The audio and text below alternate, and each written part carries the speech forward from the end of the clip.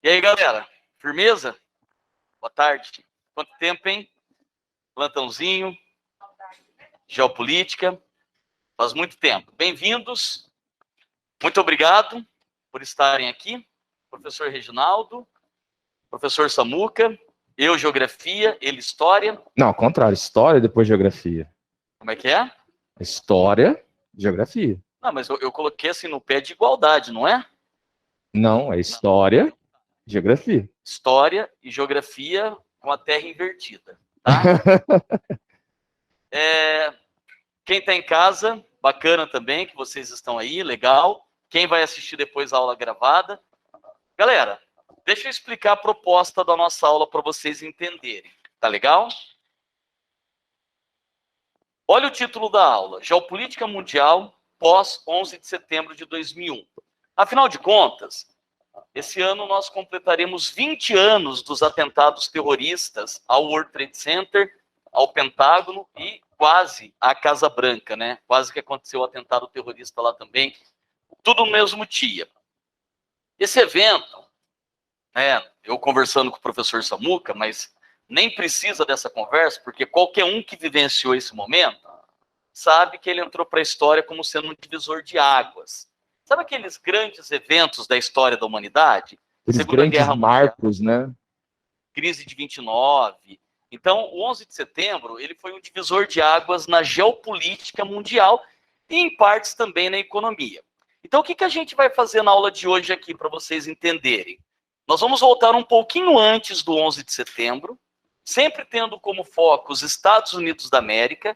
Afinal de contas, o atentado aconteceu lá, e, queiram ou não queiram, os Estados Unidos são, ainda, apesar de tudo, a nação hegemônica na geopolítica mundial.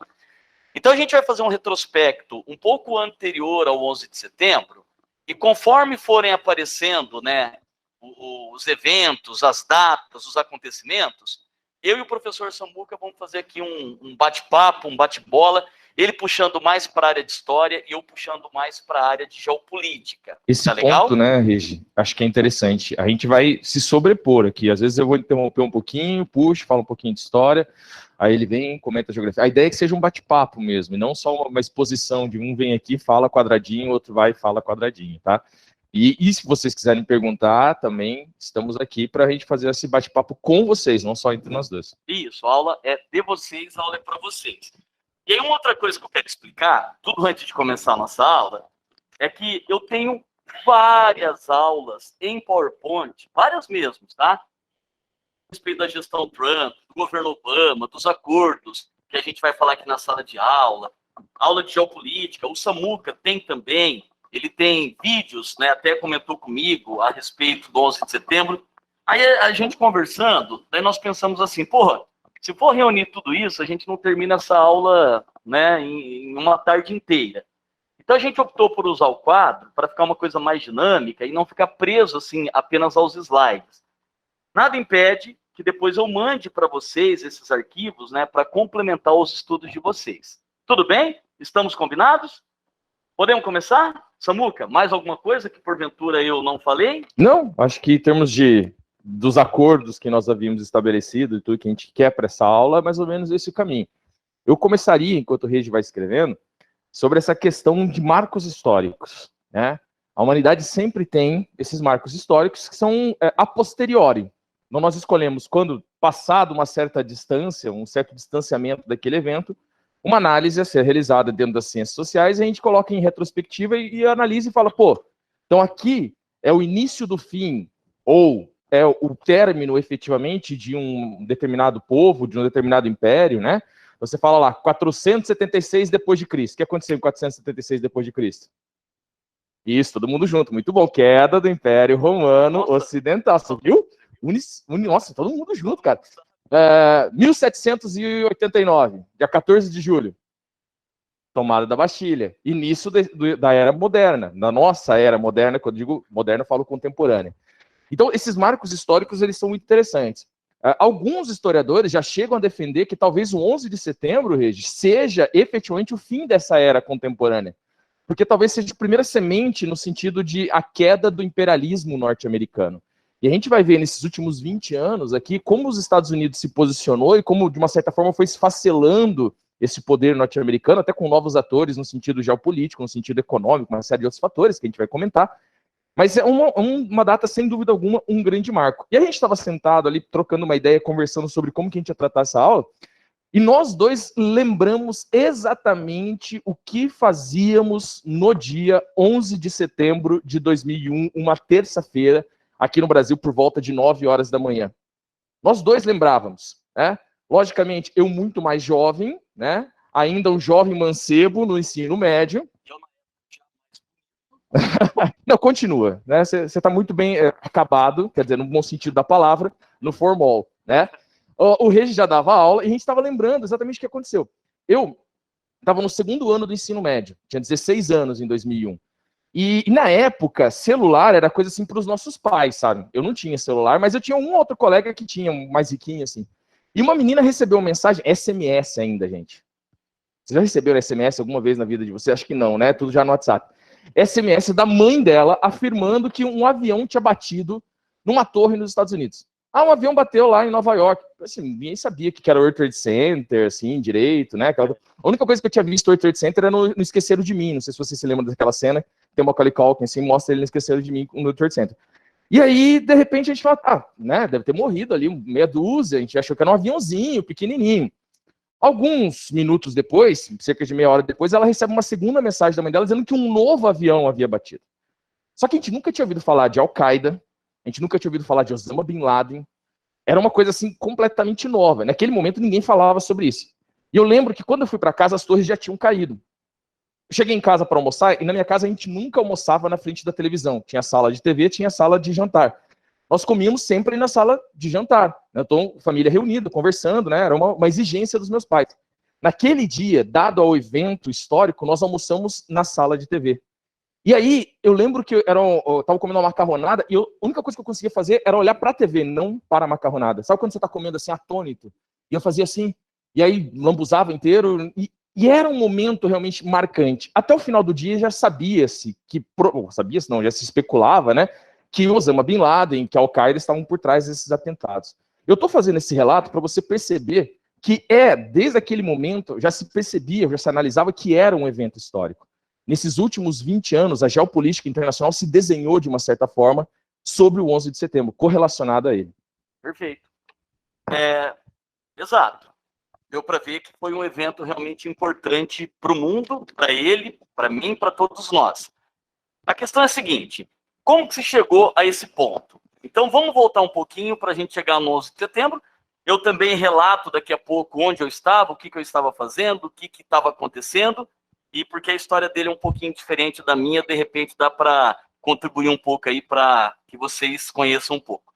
Gente, nós vamos voltar nisso daqui, ó. Não é de hoje que as eleições nos Estados Unidos da América elas são polêmicas. A eleição de 2020 ela foi extremamente polêmica. E ela foi polêmica porque houve uma polemização a partir de fatos, a princípio, não existentes, que foram as fraudes nas eleições de 2020. Nada foi comprovado. Diferente do que aconteceu em 2000. Professor, quem que era candidato nas eleições no ano de 2000? Então, de um lado, você tinha um cidadão chamado George W. Bush versus um outro chamado Al Gore. Professor, quem que foi o Bush? Bom, o Bush foi um governador lá do Texas. Então, se o cara é governador, assim como os governadores aqui no Brasil, eles são pré-candidatos à presidência dos Estados Unidos se eles tiverem popularidade. Quem que era o Al Gore? O Al Gore, gente, ele foi vice-presidente do Bill Clinton durante 8 anos. Então, desde quando o Bill Clinton subiu no poder, o Al Gore foi seu vice-presidente. O Al Gore, ele sempre foi ambientalista. Começa a perceber quem que nós, enquanto mundo, perdemos para se tornar presidente dos Estados Unidos da América. O Al Gore, ele, depois que não ganhou as eleições, e você vai entender, na verdade, que ele ganhou, mas não levou, é uma coisa meio complicada que acontece lá, ele fez aquele documentário, não sei se vocês já ouviram falar, Uma Verdade Inconveniente. É Oscar, né? precisam assistir, porque é um marco no que se refere à luta contra o aquecimento global. Vocês imaginam que ele foi o diretor do documentário mais assistido a respeito do aquecimento global? A vida inteira ele deu palestras a respeito desse assunto e esse cara não se tornou o presidente dos Estados Unidos da América. Professor, quem que se tornou o presidente dos Estados Unidos nessas eleições? O Bush. Eu anotei aqui, e essas coisas eu tenho dificuldade para decorar, qual foi a quantidade de votos de delegados no colégio eleitoral que cada um teve. O Bush, ele ganhou com 271 Na tampa. delegados. O Al Gore, ele teve 267 delegados. Gente, uma diferença de 4 delegados no colégio eleitoral. Veja que com toda aquela polêmica que aconteceu com o Biden e o Trump, o Biden ainda teve muito mais delegados no colégio eleitoral, não me recordo agora quanto. Bateu quase 300. Ocorre que teve um estado chamado Flórida. É aquele que muita gente sonha em ir, né? Onde tem Miami, né?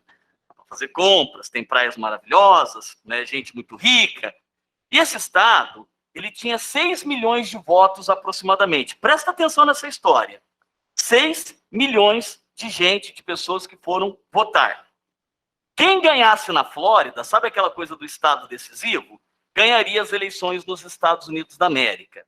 Vocês não vão acreditar o resultado final. Eu lembro até o 912. 2.912.000 votos para o Bush, 2.912.000 votos para o Al Gore. Agora vem o quebradinho. 2.912.790 para o Bush contra 2.912.253. No universo de 6 milhões de votos, deu uma diferença de 537 votos.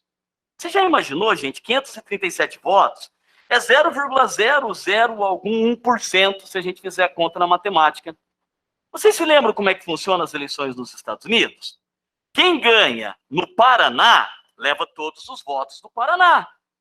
Quem ganha em São Paulo leva todos os votos de São Paulo, se assim funcionasse aqui no Brasil.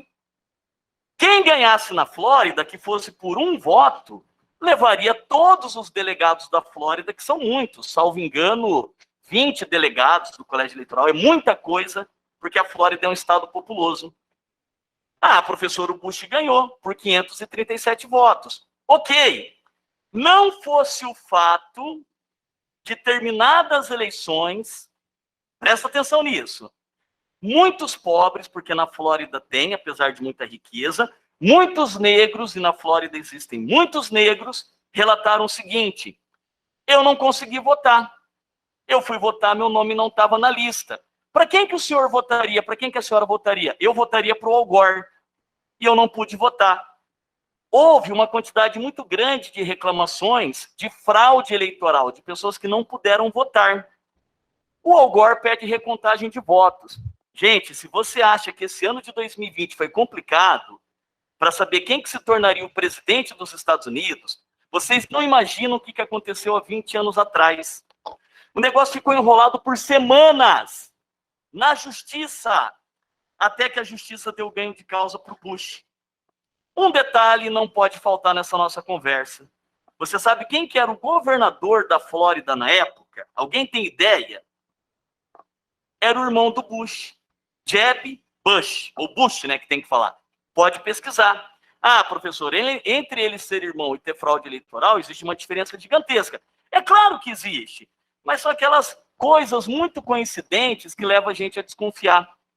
A verdade é que nenhum senador na época encampou uma CPI, uma investigação sobre o que aconteceu, e, na minha opinião, lamentavelmente, esse cidadão se torna o presidente dos Estados Unidos.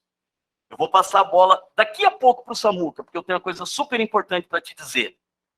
Ele assume a presidência e ele faz a posse, né? Aquele, não é o discurso de posse, que ele vai no carro, A carreata. para chegar na posse, de carro fechado. Tamanha quantidade de pessoas que jogavam tomate, jogavam ovo, porque muitos não concordaram. Acharam que ele levou na mão grande, ele levou na justiça, isso nunca tinha acontecido. Então, muita gente ficou insatisfeito. Tudo bem, começa o governo do Bush. Janeiro de 2001. Bush, presidente dos Estados Unidos. Olha para mim, que esse momento é fundamental para a nossa aula. Olha para mim. A popularidade desse cidadão foi fazendo isso daqui. Janeiro, fevereiro, março, abril, maio, junho, agosto. Ele se tornou o presidente mais impopular da história dos Estados Unidos da América. É o Temer dos Estados Unidos. Mais ou menos isso. Mas tem um outro aí que está caminhando para isso também. Ele se torna o presidente mais impopular. Ele assume com uma popularidade muito mais ou menos, porque ele foi empossado pela justiça. E essa popularidade dele vai caindo. Quando, então, no mês de setembro, não dando ainda 9 meses de governo, acontece o atentado terrorista ao World Trade Center, ao Pentágono, e quase que eles pegaram a Casa Branca. Professor, o que vai acontecer depois dos atentados terroristas na geopolítica e no governo dos Estados Unidos?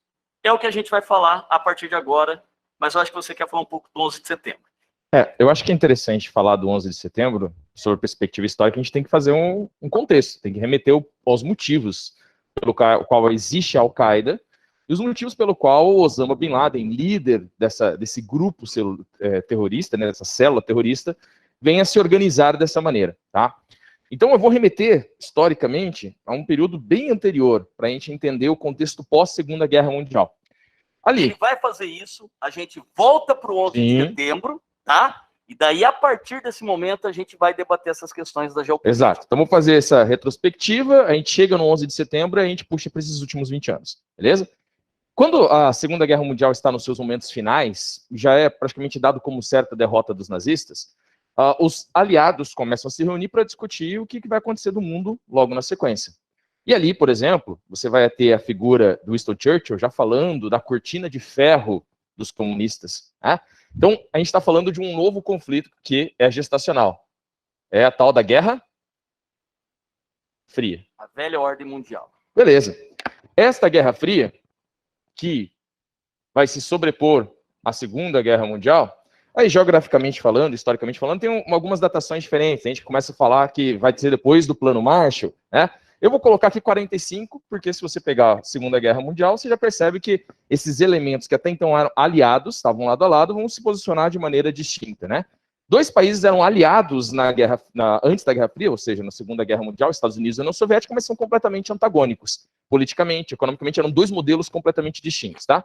Então, entre 45 e 1991, você tem esse conflito que opõe, né, coloca de lados opostos os Estados Unidos e, do outro lado, a União das Repúblicas Socialistas Soviéticas. Beleza, isso aqui é tranquilo, vocês se lembram, vocês sabem o que é Guerra Fria, por que se chama Guerra Fria, né? A gente não precisa entrar nesse mérito. O que eu quero dizer para vocês é o seguinte: apesar de se chamar Guerra Fria, porque ideologicamente não teve, foram conflitos ideológicos, mas não tivemos conflitos diretos entre as duas superpotências, nós tivemos guerras durante a Guerra Fria. Tivemos alguns conflitos nesse contexto, onde se tinha influência direta, militares, por exemplo, norte-americanos, não vai aparecer o soviético lá. Porque os dois detêm tecnologias, ou detinham já no final dos anos 40, tecnologia nuclear. Então a gente pode elencar aqui 3 grandes eventos durante a Guerra Fria de conflitos. A Guerra da Coreia, na década de 50, né?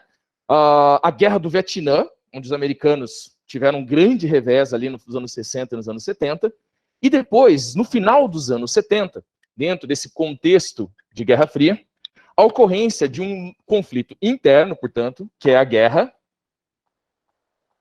do Afeganistão. Essas 3 guerras, gente, que o professor Samuca colocou, comprovam essa frase que eu coloco aqui no quadro para vocês. E houve outras guerras também, tá? Ele falou da Guerra da Coreia, da Guerra do Afeganistão e também da Guerra do Vietnã, que foram os grandes eventos. Mas nós tivemos muitos outros momentos e quase um conflito, por exemplo, em Cuba. Olha o que eu coloco aqui, ó. Guerra Fria. período em que a guerra era improvável e a paz impossível. Que guerra que era improvável? A guerra entre essas duas potências, Estados Unidos da América e União das Repúblicas Socialistas Soviéticas. No entanto, a paz ela era impossível, por quê? Porque houve várias guerras indiretas, dentre as quais as 3 que ele citou, e a que mais vai importar para a nossa aula, que é a guerra lá no Afeganistão, que ele está detalhando ali para nós. Pode falar, querido? Tudo influencia, tudo está no contexto da geopolítica, tudo envolve. Só que não dá para a gente abrir... Pode ver que o Samuca fez a coisa aqui, ó, ele falou da Guerra Fria, ele falou das guerras indiretas, e ele focou aqui na guerra do Afeganistão, que é o que vai dar o contexto para a gente falar do 11 de setembro. Senão a gente abre muito leque, e aí imagina, né? Nós vamos viajando. A crise do petróleo que você falou tem a ver com o mundo árabe. É um outro contexto, mas que está envolvido na Guerra Fria também. Tá legal? Mas não interfere diretamente no que a gente vai falar. Bom, basicamente o que o Regi está falando é uma questão de recorte, né? Isso. Por ser um período curto que nós temos de aula, a gente acaba tendo que recortar. Mas, sem dúvida alguma, a crise do petróleo acaba tendo o papel de importância nesse contexto dos anos 70. Então, vamos lá, ó. Temos Guerra Fria, temos conflitos durante essa guerra, só que não diretamente entre as duas superpotências. Ok, legal. A Guerra do Afeganistão começa lá em 79, vai perdurar até 1989. Tinha chegado ao poder ali um grupo de socialistas, apoiados, ou que davam apoio, que tinham apoio dos soviéticos. Mas dentro daquela conjuntura complicada, né, Reginaldo, daquela área, não só do Afeganistão, mas de todo o Oriente Médio, que remonta a situações lá do século XIX, interesses franceses, interesses ingleses, que também não vale a pena a gente entrar aqui, porque senão seria uma outra seara, né?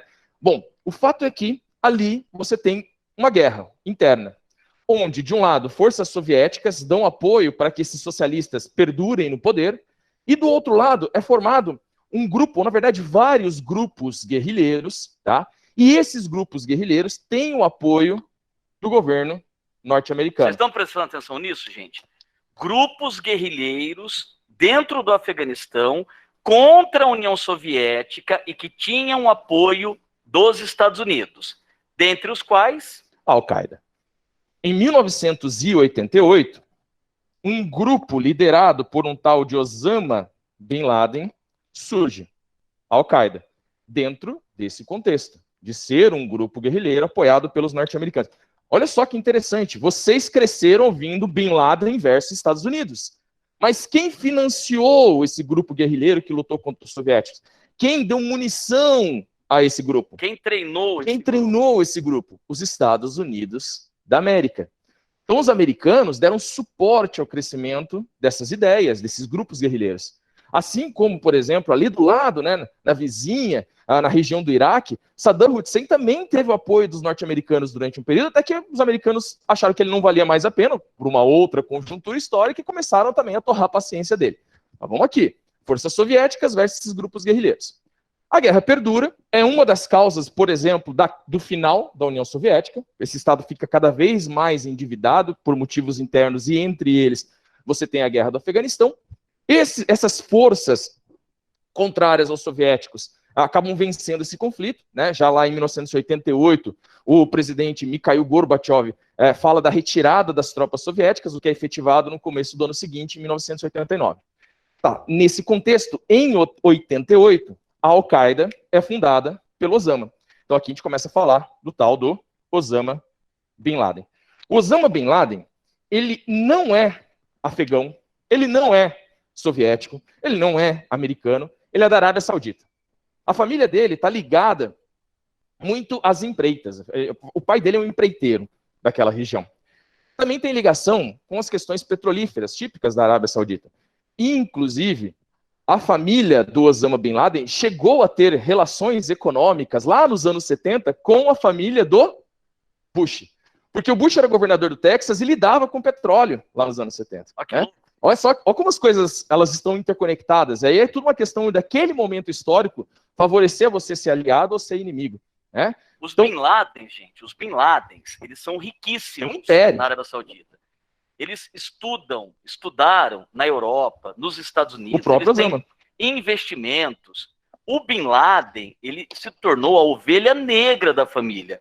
Os Bin Ladens sempre foram muito benquistos nos Estados Unidos e na Europa, porque quem tem grana é benquisto. Eu não sou muito benquisto, né? Sou professor.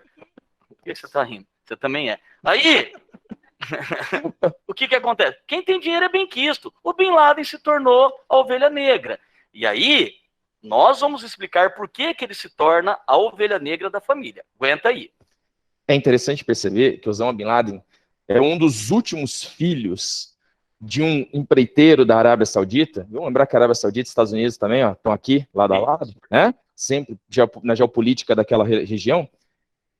52 filhos é a quantidade de filhos que o pai do Osama Bin Laden tinha. O apelido dele na Arábia Saudita era Mr. Catra. Né? O casamento na Arábia, na verdade, você pode ter vários casamentos desde que você consiga sustentar todas as esposas. E a mãe do Osama Bin Laden... Pois é, né? Tem lugar que você pode um, tem lugar que você pode um monte, tem tanta gente querendo fugir disso. Mas enfim, né? Você tá louco, viu na Arábia Saudita. Então, o pai do Osama Bin Laden tinha 52 filhos, vários casamentos, e o Osama Bin Laden era tipo assim, ele se sentia já, né, ali dentro daquele complexo familiar, meio que já dentro da família, uma ovelha negra, por assim dizer. Renegado. Um renegado, essa é a palavra que eu estava buscando, muito obrigado. Já que ele se sentia meio que um renegado. Estudou fora, chegou a viver um tempo nos Estados Unidos, inclusive tem fotos dele na Disney, quando jovem, né? Assim como você tem fotos do Kim Jong-un, ele adora NBA, né? E hoje é presidente lá da Coreia do Norte e tem suas ruas com os americanos. O fato é que o Osama Bin Laden, antes de fundar a Al-Qaeda, participou desse grupo guerrilheiro, ou de grupos guerrilheiros que lutaram contra os soviéticos, final dos anos 70, ao longo dos anos 80. Quando esse conflito se desloca para uma derrota das forças soviéticas, ou seja, para que esses grupos que tiveram apoio das forças ocidentais vencessem, essas forças ocidentais começam a se retirar daquela região. E o Osama Bin Laden se sente traído pelos norte-americanos. Então ele fala assim, pô, nós fomos usados. Durante o tempo, os caras, enquanto foi interessante, ou seja, enquanto as tropas soviéticas estavam firmes e fortes por aqui, os americanos injetaram dinheiro, treinaram a galera. A partir do momento que eles viram que era questão de tempo para os soviéticos perceber, pularam fora do barco e foram resolver outros conflitos geopolíticos e se envolver em outras questões geopolíticas na região. Como os Estados Unidos geralmente faz, costumeiramente faz, e ainda realiza isso, por mais que nesses 20 anos, como a gente vai ver, tiveram seus problemas. Ele se sente traído pelos norte-americanos. Ele funda esse grupo Al-Qaeda, que significa em árabe a base. Ele não é afegão, ele é da Arábia, mas ele se muda para aquela região, tem toda essa questão das guerrilhas e constitui esse grupo ali, o grupo à base. Saiu do Afeganistão, né, viveu um tempo nos anos 90 ali na região do Sudão. Tá? Deixa eu só falar uma coisa antes para eles, então. Olha só, quando o Bin Laden... Atenção, gente, pega o contexto que o Samuca falou. Quando o Bin Laden ele vence a União Soviética, olha aqui, ó, entre aspas, tá claro? Não é que ele vence, é que a União Soviética sai. A União Soviética do Gorbachev não queria mais gastar dinheiro com isso, né? A União Soviética já estava indo pro fracasso, estava se esfacelando.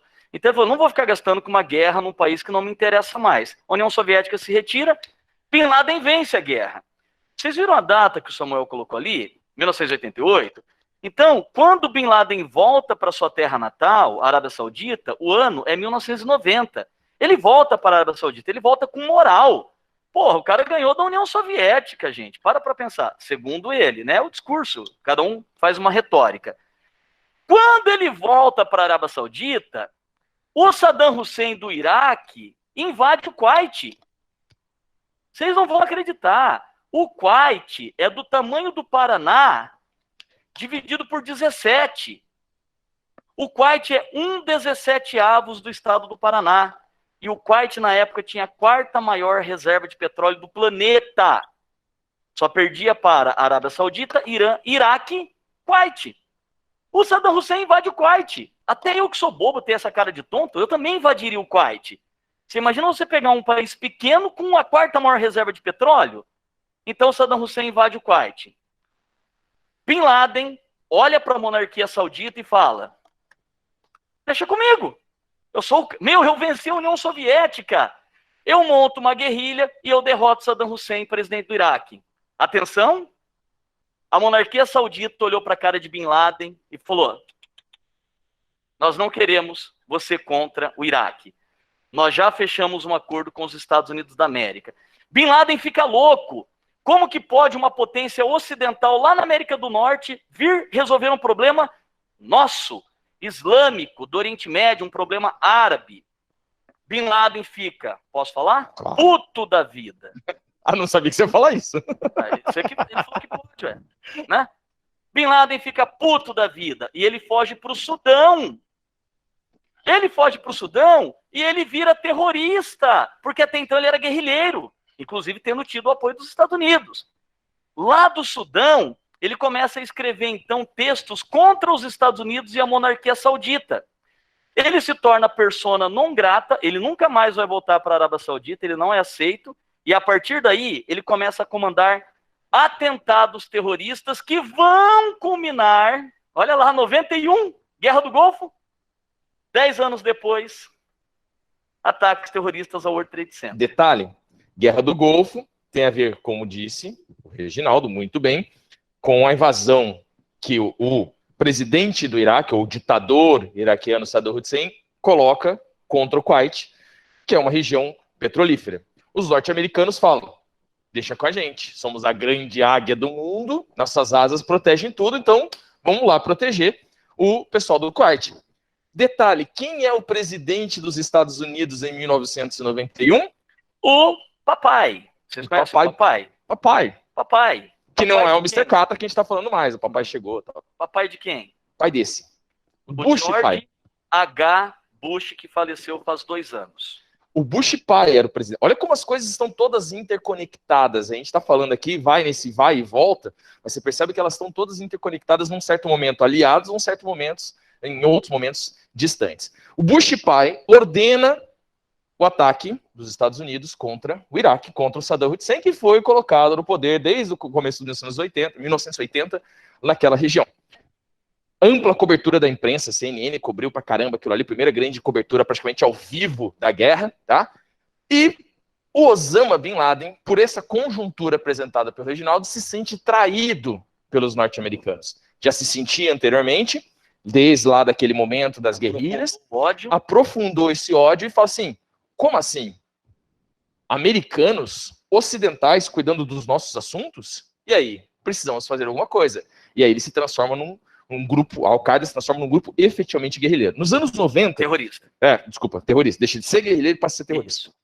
Nos anos 90 eles realizam uma série de ataques contra os americanos. Em 98, ataques a embaixadas. Não foi o único, hein? Não percebam. O único. Em 98 ele faz ataque, por exemplo, a Tanzânia e a Quênia, embaixadas norte-americanas. Em 2000, ele faz ataque a um porta-aviões norte-americanos no Golfo, porta-americano no Golfo Pérsico, tá?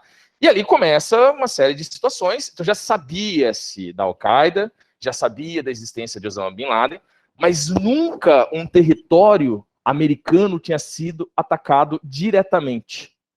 Até que vem o 11 de setembro. 11 de setembro é emblemático.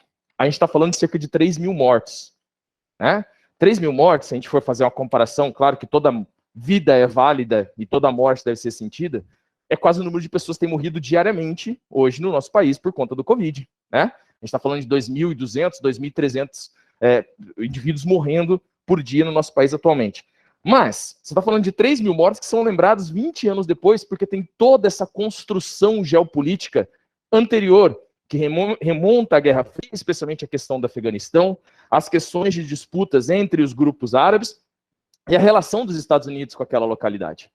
Quando ocorre o 11 de setembro, são 4 aviões, né?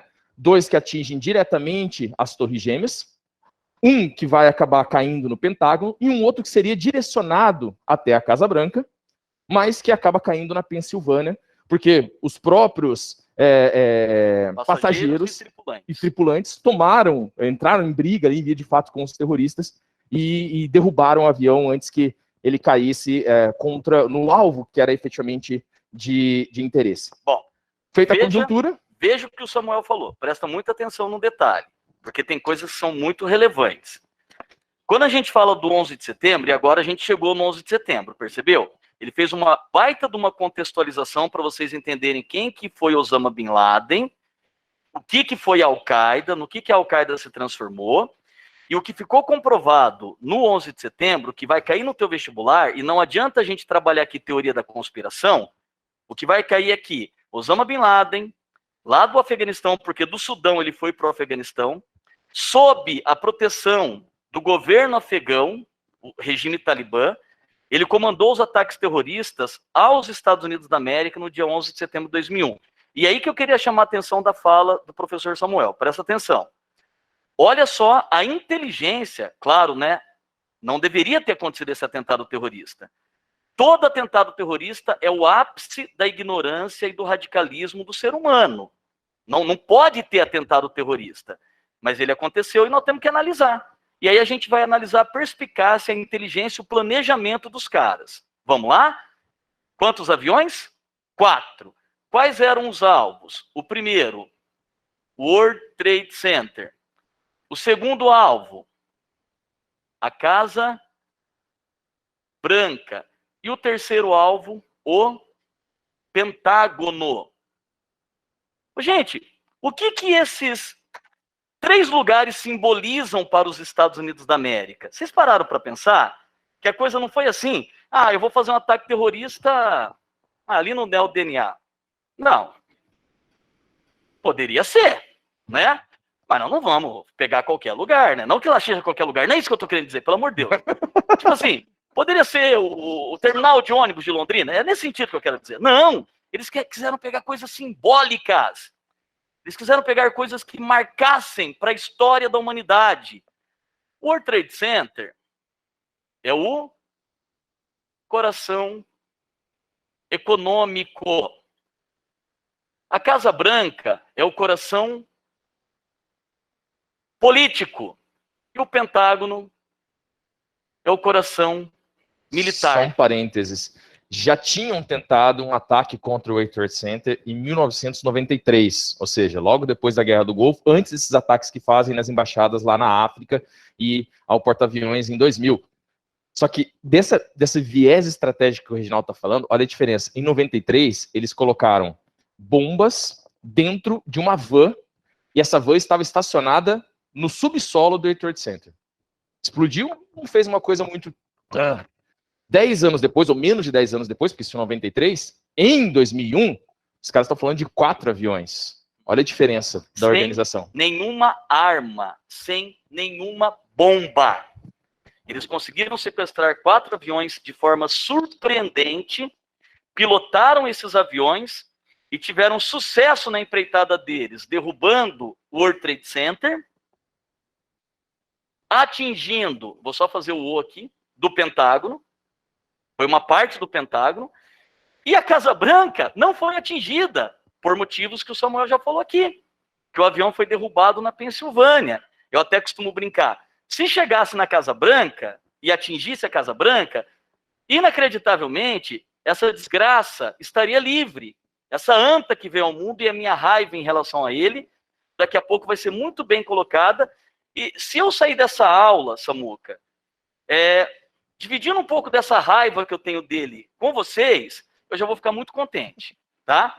Se essa raiva for um pouco dividida, porque é mais ou menos assim a raiva que eu tenho do Bush, para vocês entenderem. Tem outra aí que eu tenho muita raiva também, mas não vem ao caso agora, tá?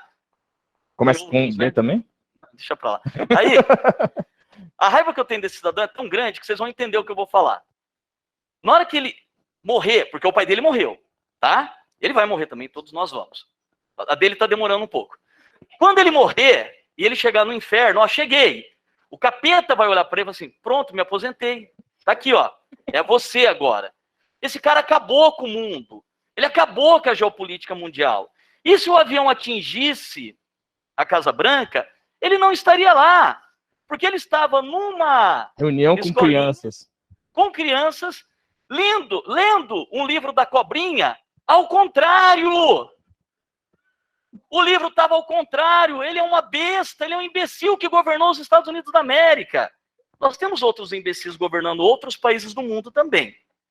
Mas ele governou os Estados Unidos. E ele não seria atingido, então ele estaria salvo. O assessor avisou ele, nós estamos sob ataque.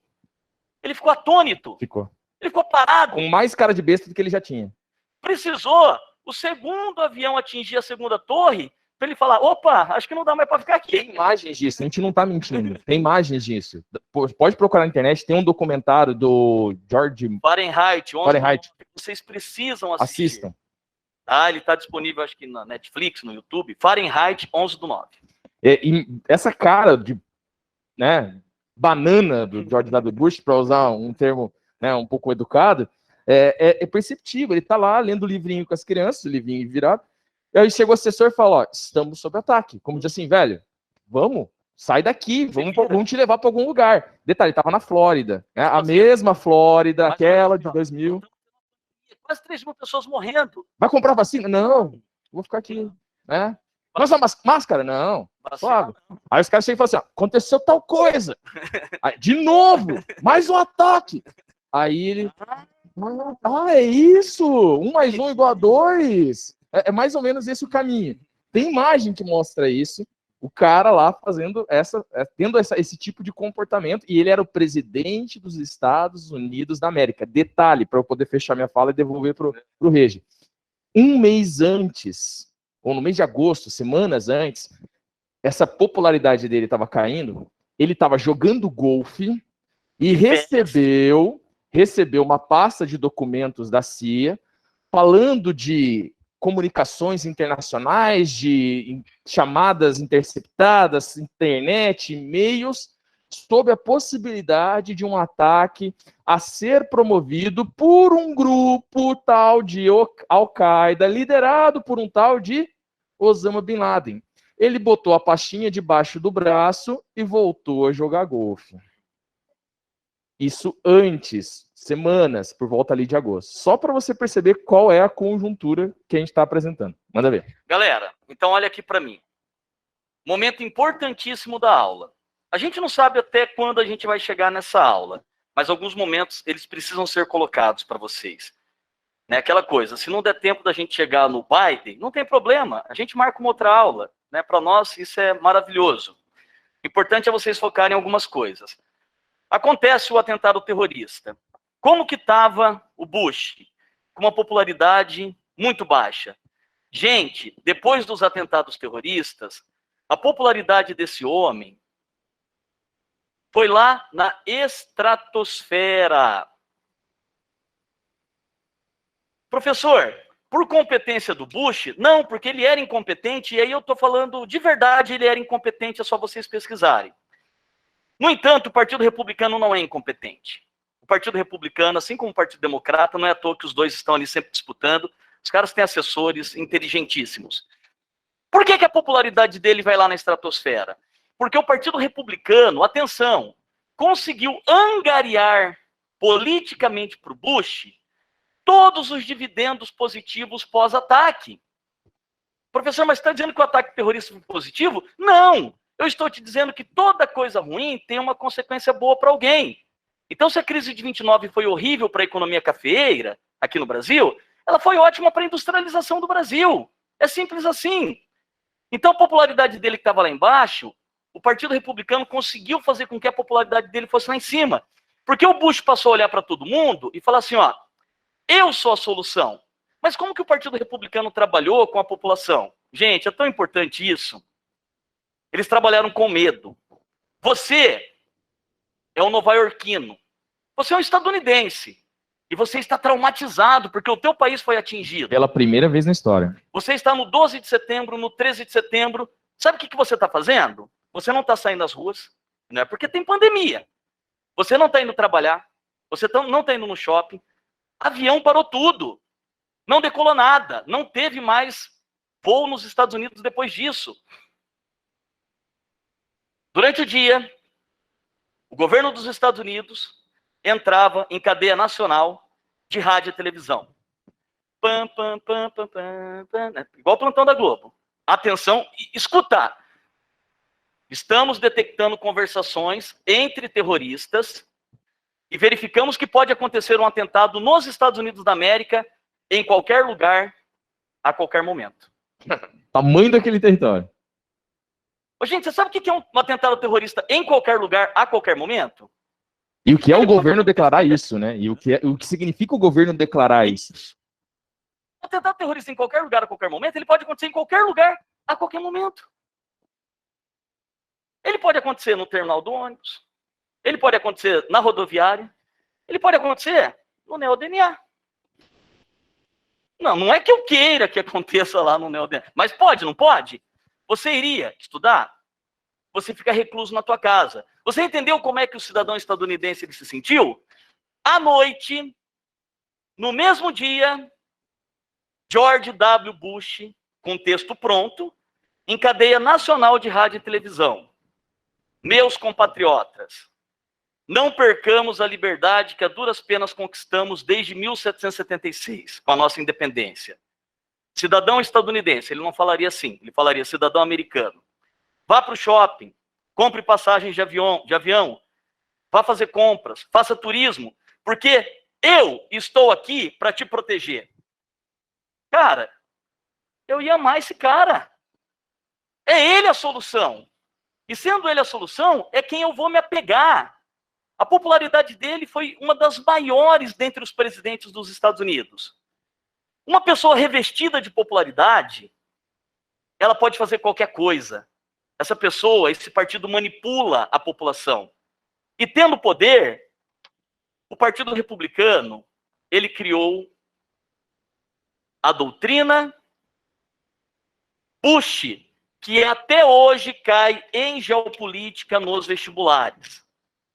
Professor, o que é a doutrina Bush? É a doutrina geopolítica dos Estados Unidos após o 11 de setembro. Duas coisas que vocês precisam anotar e que vão nos dar a referência da aula daqui para frente. A doutrina Bush é a doutrina da unipolaridade. A única coisa que interessa para os Estados Unidos são os Estados Unidos da América. Então não interessa o pensamento nem de adversários e nem de amigos. Porque o Brasil sofreu com a doutrina Bush. Eu posso citar várias situações. E é a doutrina da guerra preventiva. Ou seja, a guerra, ela tem que ser o último estágio. Antes teria que vir o quê? A diplomacia, a conversação, as negociações. Embargos, bloqueios. Guerra. A guerra na doutrina Bush passa a ser o primeiro estágio, a primeira fase. Não tem embargo, não tem bloqueio, não tem negociações. Qualquer país ou qualquer instituição que a gente achar que isso é bom, importante, ameaçando a soberania econômica, política ou militar dos Estados Unidos, nós vamos atacar. Não é contra-ataque. É guerra preventiva, é ataque preventivo. Então, a geopolítica dos Estados Unidos da América, no governo Bush e em outros governos, em partes, foi norteada pela doutrina do Partido Republicano. Inaceitável. Não é porque você foi atingido, roubaram a minha casa, Samuca. Eu vou sair matando tudo quanto é gente. Eu olhei, achei que é bandido, eu vou sair matando. Volta para o estado de barbárie, né? Exato, não pode. Cria precedente. Gera jurisprudência. Se os Estados Unidos podem atacar preventivamente, por que a China não pode atacar? Por que a Rússia não pode atacar? Ele falou que vira o quê? Você falou, barbárie. Barbárie. Eu falaria, vira várzea. Um ataca o outro, vira bagunça. Então, a partir de agora, a nossa aula vai se basear nos acontecimentos pós-doutrina Bush. Combinado? Bom, basicamente o que a gente consegue perceber é o seguinte.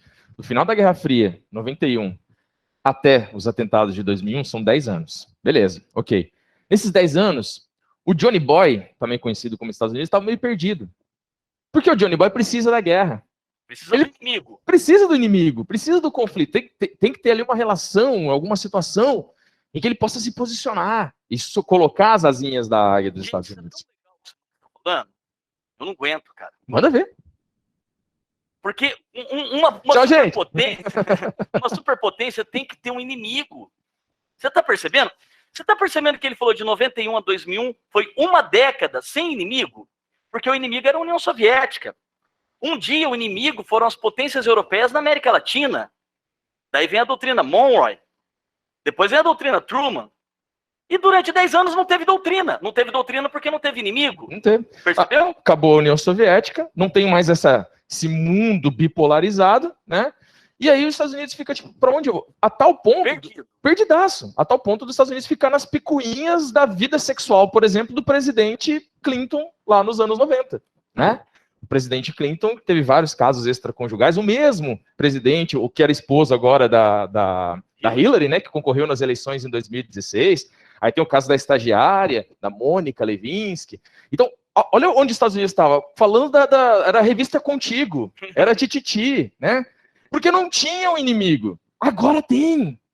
Vem 2001 e eu tenho a quem atacar, eu tenho a quem contra-atacar ou fazer uma guerra preventiva. E aí os americanos colocam suas armas no mundo novamente. O inimigo passa a ser o terrorismo. Acontece que nunca, anota, nunca os Estados Unidos tiveram um inimigo tão bom. O terrorismo é o melhor dos inimigos. Por quê? Se antes o inimigo era a União Soviética, havia território definido, havia uma capital, havia uma bandeira, havia uma ideologia. É palpável. Se antes o inimigo eram as potências europeias que colonizaram a América Latina, o inimigo era a Inglaterra, o inimigo era Portugal, o inimigo era a Espanha, então vamos declarar a doutrina Monroe. América para os americanos, América para os Estados Unidos. Agora, gente, que fantástico. O inimigo não tem território, o inimigo não tem uma bandeira definida, o inimigo não tem uma capital. O inimigo pode ser o Brasil. Por que não pode ser o Brasil? O inimigo pode ser a Venezuela. O inimigo pode ser o Irã, pode ser o Iraque. Pode ser qualquer um que eu queira que seja. Eu coloco o rótulo de inimigo, eu construo uma retórica e a partir dessa retórica eu ataco o país. Nunca, para hiperpotência, eu estou falando errado, eu não deveria falar superpotência, é hiperpotência. Nunca, para hiperpotência, o inimigo foi tão perfeito. O terrorismo. Presta atenção.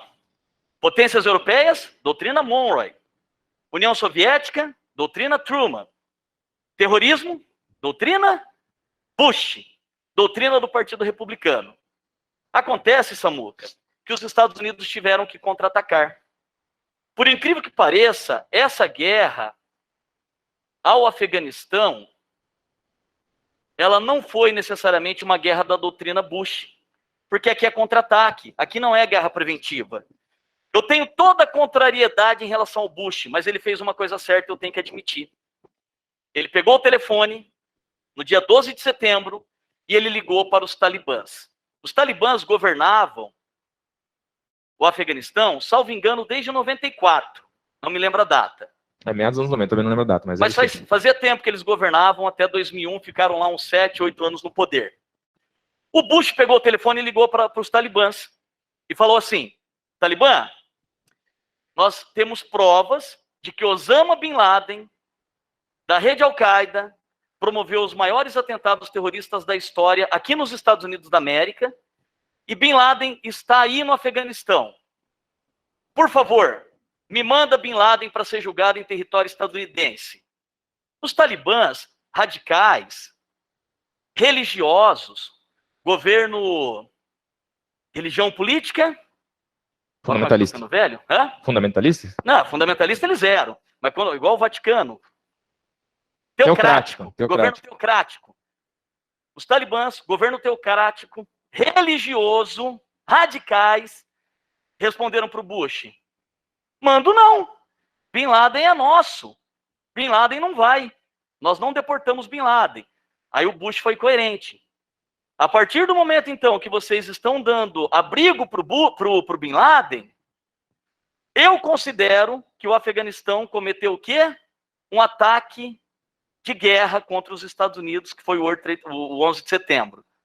Então, a partir de agora, eu e os Estados Unidos vão montar uma coalizão e vou guerrear contra o Afeganistão, contra vocês. Vocês sabem o que o Talibã falou? Pode vir quente que eu estou fervendo. Os caras são loucos, gente. O país estava destroçado. Guerra contra a União Soviética. Guerra entre guerrilheiros para assumir o poder. Nossa, gente, leia um livro na tua vida. Leiam um livro, O Caçador de Pipas. Ele vai contar a história, mas contextualizando com esse Afeganistão, que era um país lindo. O Afeganistão, antes dos soviéticos, era um país promissor e virou uma tragédia, um antro de terroristas, de radicais, até hoje. E os Estados Unidos vão atacar um país que já está destroçado, um país que está acabado. Rapidinho para passar a bola para o Samuca. Objetivos da guerra do Afeganistão. Anota aí. Quais eram os objetivos dos Estados Unidos da América? Um deles, primeiro, derrubar o regime talibã. Ok? Professor, eles conseguiram? Sim, eles conseguiram. Segundo objetivo, Bin Laden. Professor, eles conseguiram capturar Bin Laden? Vocês não vão acreditar no que eu vou falar. Quando que Bin Laden comete o atentado terrorista? 11 de setembro de 2001. Depois disso, ele cometeu um atentado terrorista em Londres, 2005, e outro em Madrid, em 2004, de grandes proporções. Ele foi capturado, vocês não acreditam, em maio do ano de 2011. Faltando alguns meses para completar 10 anos de sobrevida após os ataques terroristas. Bin Laden ficou vivo por quase 10 anos. Isso é inaceitável. Tem uma charge que eu acho maravilhosa, do planeta Terra, redondo, né? Dizem que. E o Bush apontando para o planeta Terra e dizendo, porque ele não conseguia capturar Bin Laden, e ele dizendo, eu tenho certeza que Bin Laden está aqui, no planeta Terra. Ele não conseguia capturar Bin Laden. Sabe quem que capturou Bin Laden? Obama. Governo Obama. Terceiro objetivo, Al-Qaeda.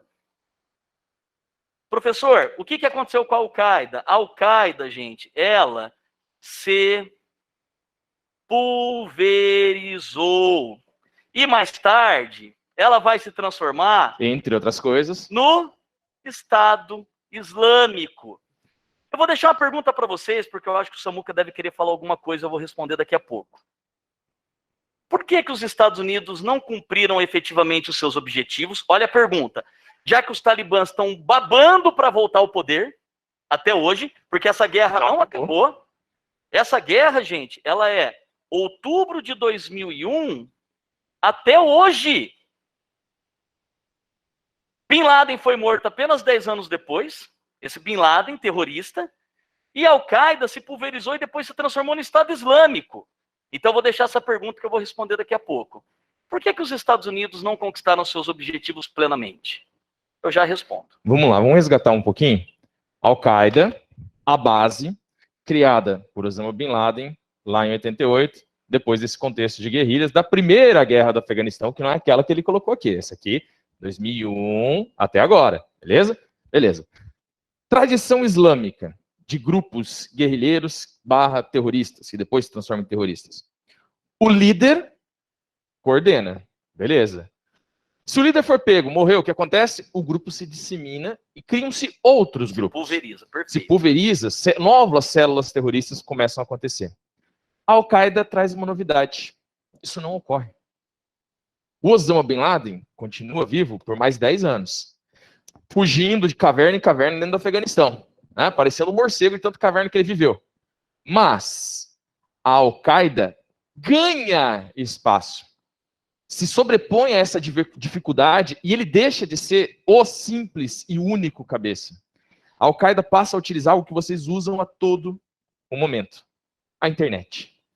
Ela, por um primeiro momento ali, começa a usar esses mecanismos de disseminação do conhecimento em que eu não preciso mais me encontrar diretamente com o indivíduo. Essa é a grande diferença. Eu posso, por meio de correio eletrônico, naquele momento, me comunicar com diferentes indivíduos e começar a encontrar sujeitos que em outras partes do mundo podem colaborar a disseminar aquilo que eu acredito, o ódio que eu tenho, que é basicamente isso que um grupo terrorista faz, disseminar o ódio, com mais ódio. Né? Coloca ali ódio a um determinado grupo para poder, a partir disso, realizar suas ações. Então é interessante perceber isso. a Al-Qaeda, mesmo que Osama Bin Laden seja praticamente não visto mais pelo mundo nos 10 anos seguintes, depois de 11 de setembro, ela se pulverizou, ela virou vários outros grupos, né? Células terroristas, e o Osama Bin Laden passa a ser um dos líderes, o cabeça, é claro, mas que tem outros que articulam junto com ele. E entre esses outros grupos, nós temos a criação do Estado Islâmico, já no começo ali dos anos 2000, né? Já na virada da primeira década. Então, o Osama Bin Laden, vivo ou morto, já não era mais, era uma questão de honra dos Estados Unidos. Mas deter aquela palavra, deter aquele grupo, já não dependia mais da vida do Osama Bin Laden.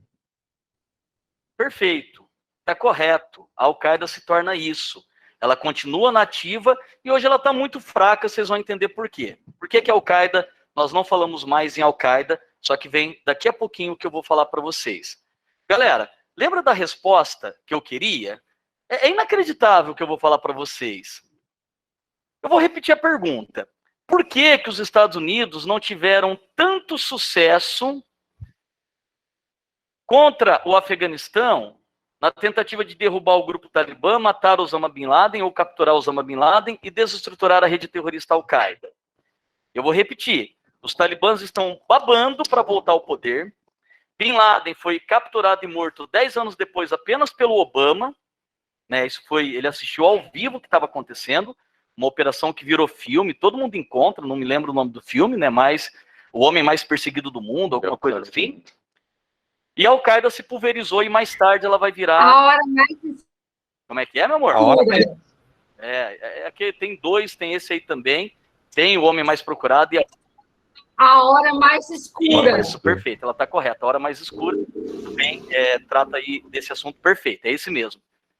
Galera, a resposta, olha para mim, o Bush, o Partido Republicano, não queria invadir o Afeganistão.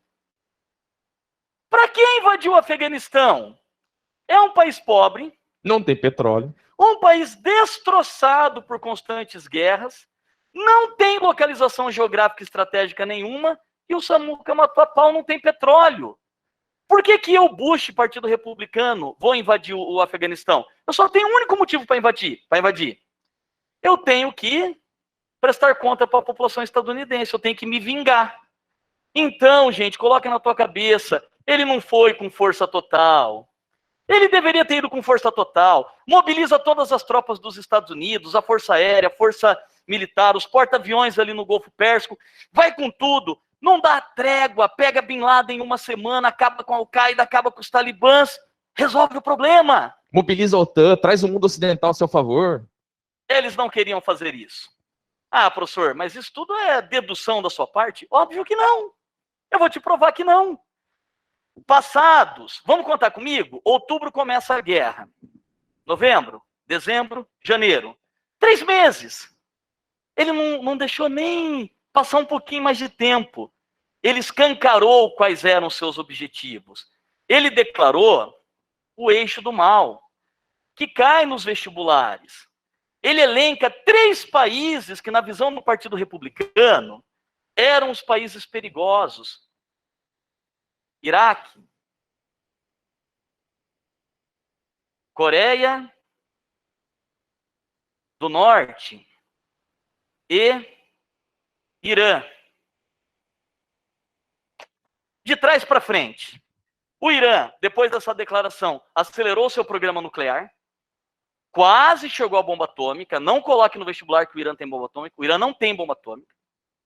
A Coreia do Norte saiu do TNP, tirou os inspetores da ONU e passou a confeccionar bomba atômica. Eles já fizeram 6 testes nucleares. O Kim Jong-il, o pai do Kim Jong-un, ele olhou para essa declaração e falou assim, eu sou do mal? Então tá bom. Beleza, eu sou do mal, eu vou fazer o mal. Testou 6 bombas atômicas até agora. O Iraque não deu tempo. O Iraque, ele vai ser invadido pelos Estados Unidos da América. O Iraque sempre foi o objetivo do Partido Republicano. Aquele Iraque que o Samuca pagou na Guerra do Golfo, que foi invadido pelos Estados Unidos contra o Kuwait, mas que Saddam Hussein foi mantido no poder. O filho vai completar o serviço que o pai não completou. O pai, o H. Bush, ele não fez serviço completo. Ele libertou o Kuwait, mas ele manteve Saddam Hussein no poder. Então ele vai completar o serviço em março de 2003, eu já vou colocar essa data ali, 12 anos depois, para fazer o que o pai não fez, para tirar o Saddam Hussein do poder e dominar o Iraque. Então, gente, coloca uma coisa na tua cabeça. Nunca o objetivo do Partido Republicano foi o Afeganistão. Havia outros países muito mais interessantes. O Irã, porque tem muito petróleo. O Iraque, porque tem muito petróleo. A Coreia do Norte, porque é uma ameaça constante a parceiros importantíssimos dos Estados Unidos, como o Japão e a Coreia do Sul. Questão estratégica. Então, a estratégia já estava pronta antes do 11 de setembro. A doutrina Bush apenas possibilitou que isso acontecesse. Aí você deve estar me perguntando, professor, por que eles não invadiram o Irã e não invadiram a Coreia do Norte? Porque o Iraque foi um arraso, e é disso que eu vou falar agora. Mas, Samuca, manda bala que eu vou apagar aqui. Manda ver. Bom, tem uma música de uma banda chamada Ratos de Porão, que ele fala assim, qual será o próximo alvo da América? Não era o João Gordo? Do João Gordo, exatamente. E é mais ou menos esse caminho que o Reginaldo comentou aqui, né? Qual será o próximo alvo da América? E quando a gente fala de Oriente Médio, o próximo alvo da América quase sempre está relacionado às questões geopolíticas e estratégicas, pensando, por exemplo, no petróleo, né? Então, quando a gente olha para o George W. Bush e vê esse pensamento, ele precisava de apoio político, ele precisava da opinião popular. E ele não tinha isso antes do 11 de setembro. Quando aparecem os ataques terroristas, era tudo que ele precisava. Tá, tudo bem, tem um ponto negativo, né? Você está falando de 3 mil pessoas mortas, mas como disse o Regi, você consegue extrair, mesmo do suco ruim da coisa, você consegue tirar algum ponto positivo para alguém. Para ele era ter popularidade suficiente para colocar o tal do eixo do mal contra a parede e dizer, agora é a nossa vez. Não importa o que acontece, não importa se os nossos apoiadores, o mundo ocidental vai estar do meu lado ou não. Se você pega a guerra do Iraque, né? O Conselho de Segurança da ONU disse não. O Bush disse sim. O que o Bush faz? Guerra contra o Iraque. Manda ver. Bom, presta muita atenção então. Durante um ano, vocês estão vendo essa data? Janeiro de 2002 a março de 2003. Foram 14 meses, praticamente. O Bush, Samuca, ele ia inaugurar uma universidade lá nos Estados Unidos. Né? Vai inaugurar uma universidade. Gente, povo, meus compatriotas, a educação é super importante para os Estados Unidos, é por isso que nós estamos na vanguarda do mundo. E Saddam Hussein apoia a rede terrorista Al-Qaeda e o Iraque é um país perigoso. Ele ia inaugurar um parque industrial, né? Ia inaugurar a Ford. Isso não tem mais, né? Ford só está falindo. Ele ia inaugurar a Ford lá nos Estados Unidos. Olha, a Ford é uma das bases do nosso empreendedorismo industrial aqui nesse país, da segunda revolução industrial, da revolução dos transportes. Então, estamos inaugurando essa fábrica com todo o apoio do governo. E Saddam Hussein apoia a rede terrorista Al-Qaeda. E o Iraque é um país perigoso, porque o Iraque tem bombas químicas, atômicas e biológicas. Vocês pensam que eu estou brincando? Mas ele não perdia uma oportunidade para falar que o Iraque era um país perigoso e que Saddam Hussein apoiava a rede terrorista Al-Qaeda. Você entendeu que o foco mudou? Porque o problema era o Afeganistão, mas ele conseguiu pegar o problema do Afeganistão e atribuir ao Iraque. Sem ter resolvido o problema do Afeganistão. Até hoje não resolveu. Professor, você é a favor do Iraque do Saddam Hussein? Não! Saddam Hussein era um ditador sanguinário, usou armas químicas numa guerra contra o Irã, que o Samuca chegou a citar aqui. Uma guerra terrível que aconteceu lá no Oriente Médio. Com milhares de curdos. Saddam Hussein era do mal, ele invadiu um país. Agora, não é por isso que os Estados Unidos se dão o direito de fazer uma acusação forjada com base em relatórios mentirosos, acusando o Iraque de armas químicas, atômicas e biológicas que nunca foram encontradas e nunca houve uma prova concreta de que Saddam Hussein apoiava a rede terrorista Al-Qaeda. Samuca, você falou no dia 11 de setembro que você estava estudando e recebeu a mensagem de que estava acontecendo o ataque terrorista. Eu não, porque eu já era pobre naquela época, continuo porque eu sou professor, foi uma colega de sala. Eu não tinha celular. Passou. Você era bem relacionado com ela. Palavras suas. Aí, ó. Tá vendo? Eu me lembro do 11 de setembro. eu estava dando aula, sou um pouco mais velho que o Samuca, estava dando aula lá em Bauru, e falei que falaria, mas já descontextualizei, porque não precisa falar, porque eu quero falar de outra coisa. Eu me lembro, no dia em que os aviões dos Estados Unidos da América bombardearam Bagdá. Cara, juro, em 2013, em março, eu estava ali caminhando no Zerão, tinha uma televisão ligada e um plantão da Globo, esse mesmo, né? Pam, pam, pam, pam, pam, pam. Neste momento, aviões dos Estados Unidos da América bombardeiam Bagdá. Gente, aquilo me deu uma coisa ruim, eu já dava aula. Eu sabia que aquilo era uma mentira, que não podia acontecer. Mas me deu uma coisa tão ruim por dentro, porque eu sabia que os Estados Unidos estavam indo para o Iraque com objetivos que não eram aqueles declarados. 100 mil mortos, oficialmente. 5 mil soldados dos Estados Unidos voltaram para o país em caixões enrolados em bandeira. Saddam Hussein, em 2006, enforcado por um tribunal iraquiano, todos os juízes escolhidos pelos Estados Unidos da América. E em 2008, por isso que você tem que analisar o contexto, a invasão foi em 2003. Em 2008, é aprovada uma lei no parlamento iraquiano, onde qualquer empresa estrangeira pode explorar petróleo no país.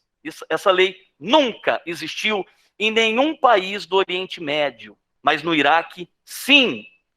Na tua opinião, você acha que a população queria isso? Porque é diferente do Brasil. Eu quero que empresas estrangeiras venham explorar petróleo aqui no Brasil. Mas é uma outra cultura. Nós somos capitalistas ocidentais. Eles não são assim. Você não pode empurrar goela abaixo o capitalismo e a democracia. Não é da cultura desse povo. E os Estados Unidos conquistaram seu objetivo de aprovar a lei. A pergunta é, será que os Estados Unidos conseguiram ter o petróleo do Iraque? Será que eles conseguiram efetivamente seu objetivo? Não. Você sabe por quê? Porque o Iraque virou caos depois da guerra. Essa guerra acabou, tá, gente? Ela acaba em 2011 porque o Obama sempre foi contra essa guerra. Então essa guerra acabou. Mas o Iraque virou caos depois disso. Eu costumo brincar assim, Samuca. Concurso para você trabalhar lá no Iraque. Petrobras está contratando, sabia? Salário, 30 mil reais. Lugar de trabalho, Iraque. Vai lá, bobo.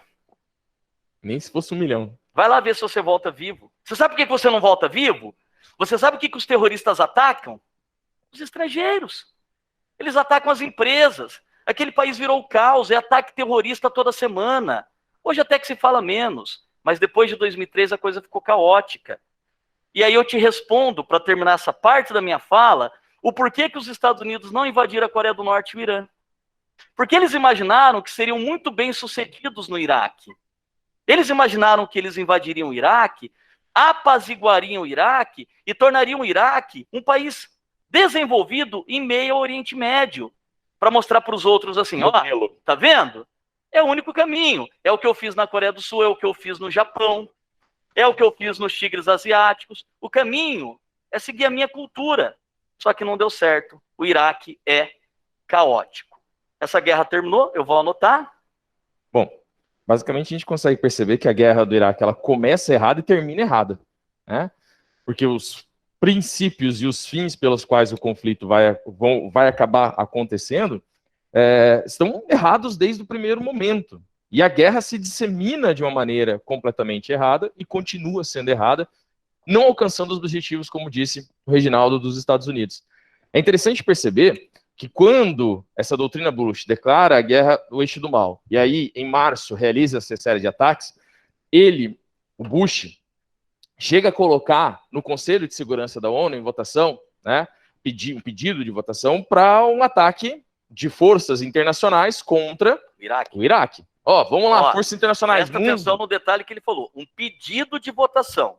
Pode continuar. Mundo ocidental, vamos se juntar aqui, né? Precisamos tirar esse ditador sanguinário, precisamos tirar esse cara que faz parte do eixo do mal do poder. E aí os caras vão votar.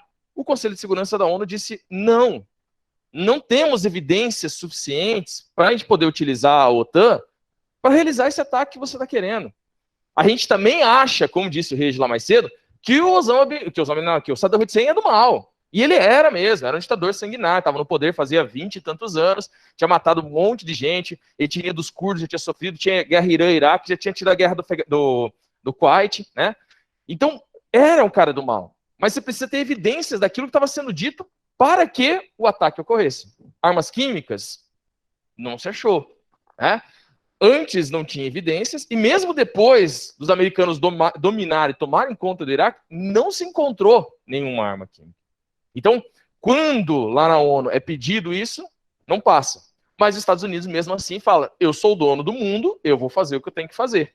Se junta com a Inglaterra, porque a Inglaterra estava do lado, Tony Blair, primeiro-ministro, fala: não, estamos juntos, dá a mãozinha, e eles vão atacar, mesmo assim, fazer a invasão desse Iraque.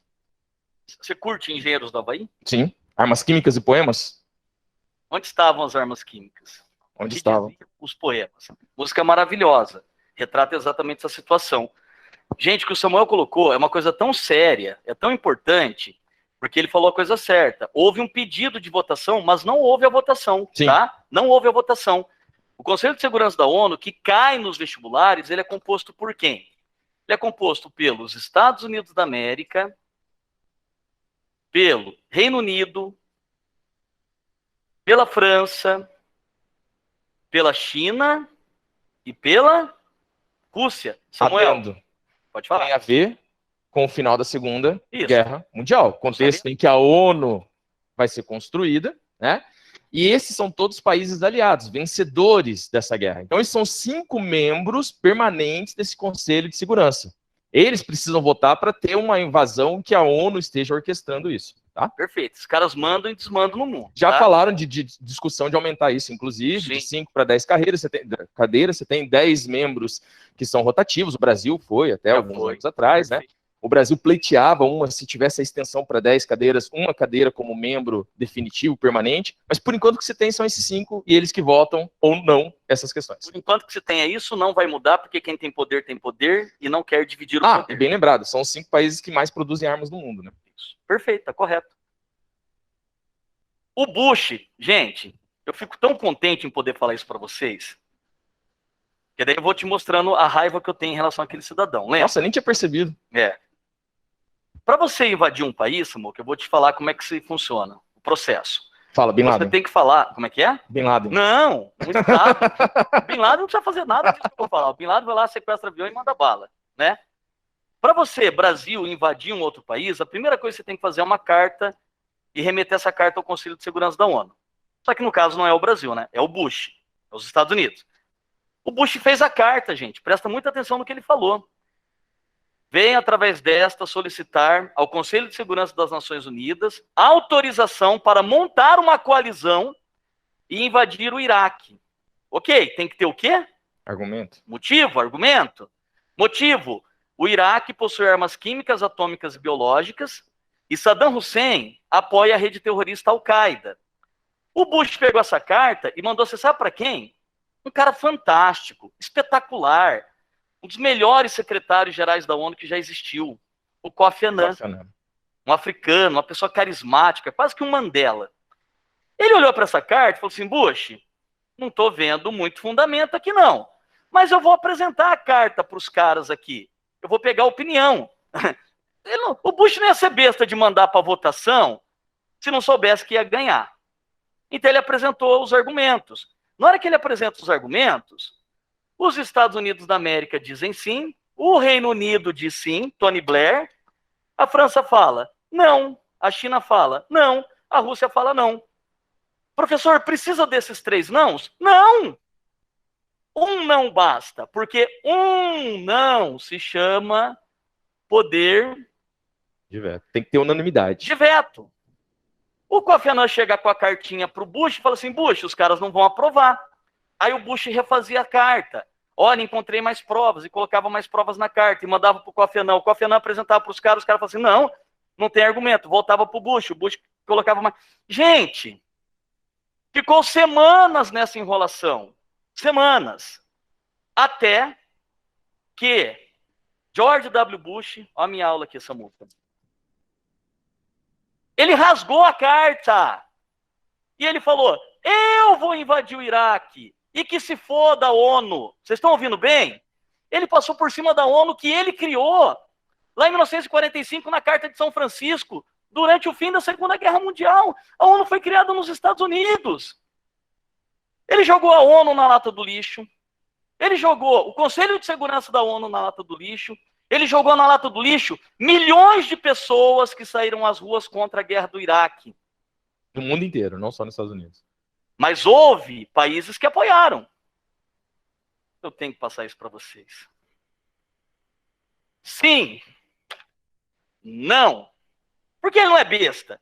Ele invadiu o Iraque, mas ele precisava de apoio. Ele é uma hiperpotência. Os Estados Unidos são uma hiperpotência. Mas você não pode ir sozinho. Você tem que pedir apoio. Ô, gente, quem que apoiou? O Reino Unido falou, manda bala, Tony Blair, um imbecil. Ele tinha tudo. A popularidade do Tony Blair foi lá no chão depois disso. Que pena, foi um baita no primeiro-ministro. E depois foi alvo de ataques, inclusive, né? Londres, 2005. Depois recebeu, em 2005, a consequência daquilo que ele apoiou. Lamentavelmente, não deveria ter acontecido, mas aconteceu. A Coreia do Sul falou, manda bala, tô dentro. O Japão, gente, o Japão apoiou. Porque a partir do momento que ele apoiasse, ele poderia reverter uma situação da Segunda Guerra Mundial de proibição em investimentos em armas. Olha o povo japonês com a cultura que eles têm se submeter a isso. Ó, se eu apoiar a tua guerra, eu tiro alguns entraves para você investir em armamentos. Não pode o governo japonês ter feito isso. O Japão foi para a guerra. Eles não podem ir para a guerra, mas eles deram apoio lá no Golfo Pérsico, na guerra. Não podia ter feito isso. O Canadá apoiou. Dentro da Europa, a Espanha apoiou. Samuca, a Espanha tomou na cabeça em 2004, 2004 um atentado terrorista. Professor, quem que não apoiou? A Rússia falou não. A China disse não. A França disse não. Deixa eu pegar país importante. A Alemanha disse não. A Bélgica disse não. A Austrália disse sim. Então poderia continuar a lista aqui. Condoleezza Rice, Colin Powell, Dick Cheney e Bush. Eles pegaram o telefone e ligaram para cada um dos países importantes do mundo. Eles não pegaram a resposta do Conselho de Segurança da ONU. Eles fizeram um atalho. Eles foram à ONU por um momento e ligou país por país importante do mundo. O Brasil é um país importante? O Brasil recebeu essa ligação? O Bush ligou aqui, a Condoleezza Rice, o Colin Powell, Dick Cheney. Alguém ligou aqui? Claro que ligou, gente. Que mania do povo achar que o Brasil não é um país importante, né? Mas não tem uma coisa de desprezar o Brasil. Vira-lata, né? O Brasil era a 7ª economia mundial. Hoje é a 12ª, tá? O Brasil era a 7ª. Mas 12ª é melhor do que 7ª. 12ª é melhor do que 7ª. Ah, sim, nós estamos melhorando. Sim. Nós estamos evoluindo. Somos a 12ª. Ninguém segura esse país. Nós éramos a 7ª economia. Nós pleiteávamos uma vaga no Conselho de Segurança da ONU. Caso ele fosse reformado. Nós éramos ouvidos. Então, se éramos ouvidos, tinha que ter tido essa ligação. Até porque a gente tinha diplomacia na época, né? Havia, não era o Ernesto Araújo. Havia diplomatas. Eu não tenho nada, eu sou Samuel Araújo, mas não tem nada a ver com o Ernesto Araújo, pelo amor de Deus, tá? Professor, onde que o Brasil ficou?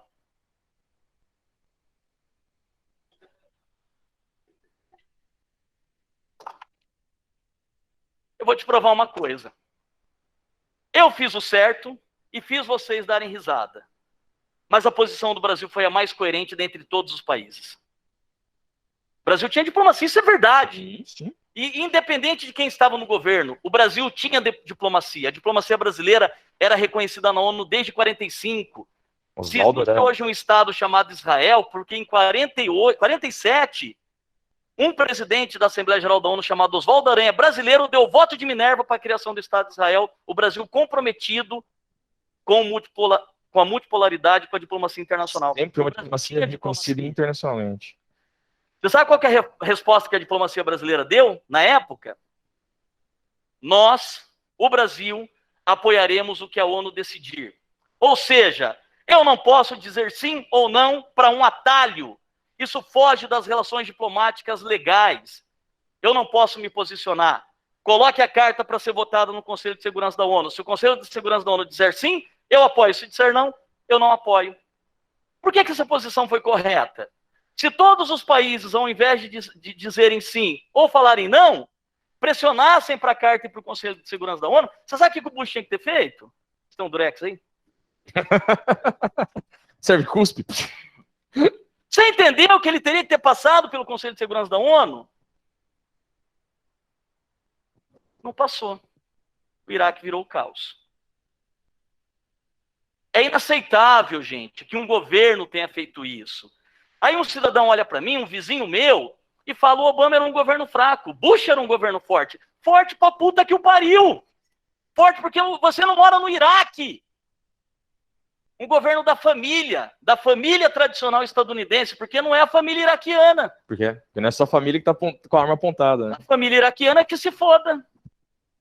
Eu sou o governo da família estadunidense. Aí é fácil, vocês estão entendendo? Então eu posso matar. E por que a geografia nos Estados Unidos... Vocês sabem que a geografia nos Estados Unidos é muito ruim? Nas salas de aula? E é uma coisa proposital, gente. Porque quando você não conhece o outro país, quando você não conhece as outras pessoas, quando você não conhece o mundo... Quem que são os iraquianos, Samuel? Pro americano? Um bando de islâmico bárbaro. Mata tudo! Você está entendendo a visão que se tem? O que é o Brasil para os estadunidenses? Passa jacaré na frente da tua rua. Capital Buenos Aires. Tem uns que acham que se você tomar vacina, você vira jacaré também. E mora no Brasil. Aí é outra coisa. Você está entendendo que é uma coisa proposital? Então, dentro dos Estados Unidos, havia um apoio muito grande para a invasão do Iraque. E a invasão aconteceu, lamentavelmente. Esse contexto aqui é muito interessante ser observado. Primeiro, sob a perspectiva da diplomacia brasileira, que, como a gente disse, né, desde Oswaldo Aranha lá atrás, sempre foi muito respeitada. Tomou um posicionamento que era interessante de observar, porque falou o seguinte: eu vou seguir a regra do jogo internacional, porque senão não precisa ter a ONU, senão não precisa ter o Conselho de Segurança, se não vai ter essa aprovação, essa discussão de como as coisas vão acontecer. É simplesmente a minha vontade, pronto, ela se faz. Mas a vontade norte-americana se fez, se realizou, se concretizou, e deu no que deu. É interessante a gente também observar, né, como o próximo presidente norte-americano vai receber esta governança ou a falta de governança do presidente Bush, né? Daí dá pra gente fazer essa relação Bush e Obama, como estava sendo dito agora pro Regi. Nosso horário deu, não deu? Vamos fazer o seguinte, então? Eu vou deixar uma tarefa para vocês. Uma tarefa com uma proposta e um compromisso. Me explica uma coisa. Hoje é sexta. Acabou o curso de vocês? Já tem alguma coisa? Nós não estamos sabendo. Já tem alguma coisa em mente? Porque agora tem o vestibular, não tem o vestibular? Diz que tem, né? Diz que tem. Já temos alguma coisa por parte da direção do que vai ter? Vai ter outro curso? Como é que é? Vai? Vai ser lançado um flex. Eu estou perguntando porque eu não sei mesmo, tá? Eu não consegui conversar com a direção. Eu faço um compromisso, eu acredito que o Samuca faz também aqui. Porque nós paramos na guerra ao Iraque. E você concorda que a aula era 20 anos depois do 11 de setembro? Então acho que falta 10 coisa. A gente chegou em 2003 a 2011, então falta aí uns 10 anos. O que falta para a gente trabalhar? Falta para a gente trabalhar a gestão Obama, falta para a gente trabalhar a gestão Trump, para a gente chegar no Biden. Percebeu? Eu me comprometo, acho que o Samuca também, de nós continuarmos essa aula com uma parte 2. Percebeu? Eu falo com a Marli, a gente marca mais para frente, mais perto da UEL. Mas eu quero deixar uma tarefinha para vocês, gente. Você viu que a aula teve um contexto histórico, um contexto geopolítico, e nós paramos aqui. Só que deu para a gente falar um pouquinho do governo Obama, bem pouco, deu para falar bastante do governo Bush. Mas o que eu quero que vocês façam? Tenta pesquisar um pouquinho do que foi o governo Obama. Olha a proposta. O que ele construiu, e pesquisa um pouco do governo Trump. O que ele construiu ou o que ele destruiu dessas relações internacionais. Para você perceber o tipo de governo, como é que ele é uma balança, ele muda, ele oscila. Então, há um governo de construção que apoia as instituições internacionais, que apoia acordos. Então, tem muita coisa que a gente queria falar aqui, protocolo de Quioto, acordo de Paris, que não deu tempo de falar. E há outro governo que fala, nós não queremos nada disso, que sai de tudo isso. Perceberam o contexto? Então, se vocês fizerem isso, e nós tivermos uma próxima aula sobre esse assunto, a gente vai detalhar todos esses acontecimentos. Apesar dessa complexidade, a gente não ter conseguido chegar até o momento atual, né, que também era um dos interesses nossos, acho que deu para trabalhar essa conjuntura, isso é mais importante. Essa conjuntura é interessante você observar, contexto histórico, de onde veio, para onde foi, por que do 11 de setembro, o que acontece logo na sequência, né, e que dá a composição da geopolítica, como a gente está falando nos momentos mais atuais. Mas dê uma pesquisada ali do governo Obama, do governo Trump, né? E as propostas do Biden, ou seja, o que os democratas e os republicanos pensam sobre geopolítica internacional, sobre questões ambientais. Você começa a entender essa coisa antiglobalista, esse discurso anticomunista. De onde que vem isso? Né? De onde que aparece? Por que que isso se reverbera aqui no Brasil? Por que que nós estamos vivendo esse momento tão complicado da política brasileira? Beleza? Fechou?